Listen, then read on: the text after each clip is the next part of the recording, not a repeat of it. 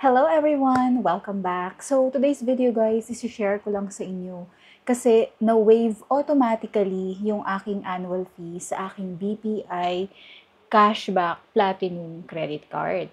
Alam niyo naman guys na ang annual fee ng credit card na yan ay 5K.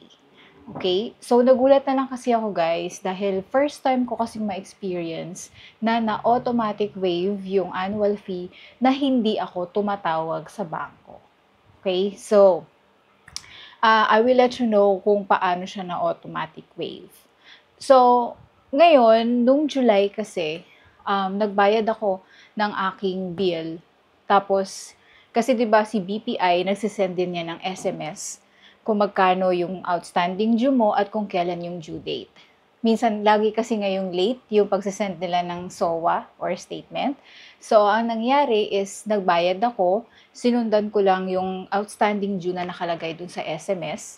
Wala kasi akong BPI app. And then, nagbayad ako nung July. Tapos, hindi ko pa nakikita or nare-receive kasi yung SOA ko noon, yung statement. Tapos, nung na-receive ko na siya, syempre bayad na ako. Pag-check ko, nakita ko doon na na-charge pala ako ng 5,000 na annual fee. Kaya pala tataka ako, medyo malaki yung outstanding due ko. So, sabi ko, nakakapanghinayang dahil hindi ako nakatawag sa kanila para ipa-waive yung annual fee. Sayang. Sabi ko, sayang yung 5K. No? E di, nilet go ko na lang. Sabi ko, well, ganun talaga dahil hindi ko agad nakita yung SOA ko at wala akong BPI online or mobile app. So, ngayong August, statement ko, nung nakita ko, bali medyo maaga yung pagsisend nila ng SOA, ng statement. So, nakuha ko siya bago ako nagbayad.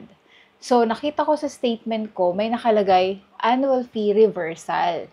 So, ibig sabihin nun, winave nila yung 5K sa August statement ko. So, paano yon? So, since na-charge ako nung annual fee July, which is binayaran ko, nitong August, since ni-reverse nila yan, binalik nila yung 5K na ibinayad ko nung July. So, ang nangyari is, nabawasan ng 5K yung outstanding due ko ng August. Dahil nga, binalik nila yung 5K na ibinayad ko sa annual fee. So, tuwan-tuwa ako guys. Sobrang na-appreciate ko yung ginawa ni BPI. Kasi, parang nag-give up na ako dahil wala na, na-charge na, itatawag ko pa ba. Pero, in-automatic wave nila, ni-reverse nila the next month. No? Next billing statement ko. Kaya, medyo mababa yung binayaran ko ng bill ko ng August sa aking BPI Cashback Platinum Credit Card, yung Amorea. So, ngayon, tumawag ako kay BPI kasi na-curious ako kung bakit na automatic reverse. Ang sabi nila is, na-meet ko daw yung spending requirement na for 1 year, yung 600,000. Nagtataka ako kasi alam ko sa sarili ko na wala akong transaction na malalaki aside sa cash advance. So, naalala ko na yung cash advance ay treated as a regular transaction.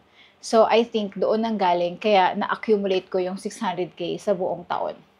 So, that's why winave nila yung aking annual fee without calling them. So, maganda yung ganun, no? Marunong yung bangko magkusa.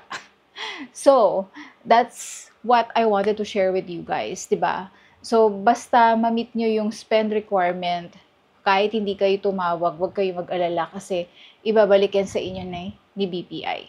I don't think na it's for Amore Cashback Platinum lang. So, kahit anong klaseng BPI credit card meron ka, basta ma-meet mo yung spend requirement for the entire 12 months, sigurado, i-auto waive nila yung annual fee mo. Okay, so if you have other question for me, leave your comment below. I will try to answer. And maraming salamat sa panood. See you again on my next. Bye!